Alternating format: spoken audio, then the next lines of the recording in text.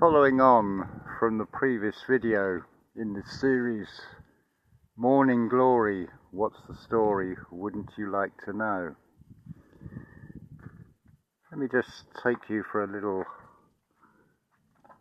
look at something here. What do you see? Not a cloud in the sky, whether they be cumulus or those straight lines clouds that seem to form symmetrical patterns and more often than not seem to appear after a civil airliner has flown by. What is it really showing? Because it seems to create a grid or a web. And if everything external is a reflection and also a reflection of itself, does that not allude to the World Wide Web? And it's increasingly, you'll find that there are more and more video channels that would seem to be very convincing, and yet AI created what look to be real presenters but are not. It is creating a web of confusion that is hiding the light, just like those clouds.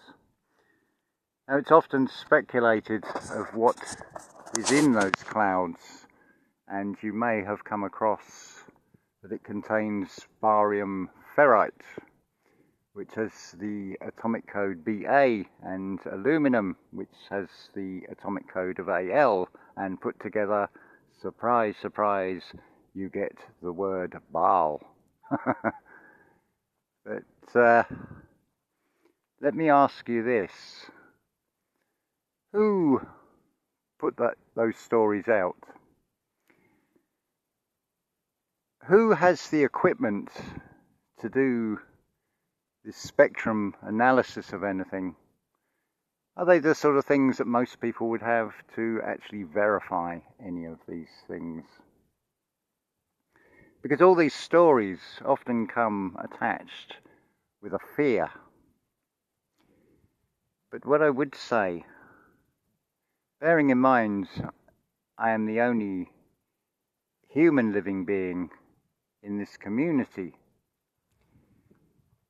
there is no conflict within oneself.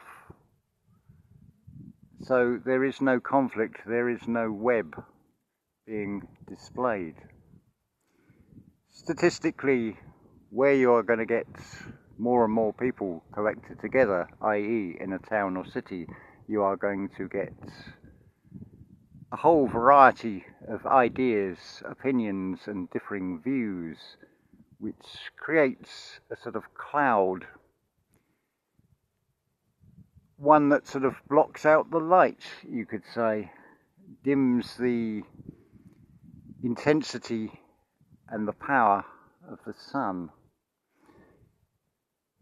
But if you look at everything as a story, which is a store eye, something to weigh up inside with the mind's eye, you may actually discover for yourself the huge difference between thoughts and thinking. I'll leave that for you to ponder, and I will speak more of this in coming videos, because once you move past the thinking, which is all from the conscious mind, and you realize that thought is a conflation of thou ought.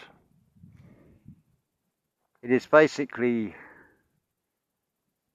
being alluded to, the thou ought is to listen to your intuition, to find that internal voice that is your one and only true guide.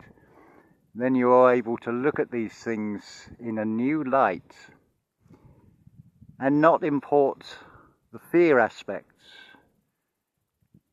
I'm not saying that there aren't those clouds here every now and again. They do come across. They are blown by the winds, which I would suggest is the unsettled feeling of humanity collectively is causing the winds, and encouraged by various scripts.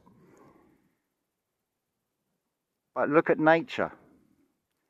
Do you see any adverse effect on nature from these clouds that are often straight lines or start forming symmetrical patterns and look like grills?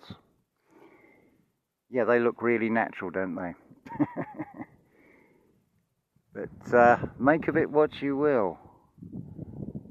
But I hope you will come to the realization and then have the recognition to distinguish what is put out as a story and what is actual, what is real, and what is real lies.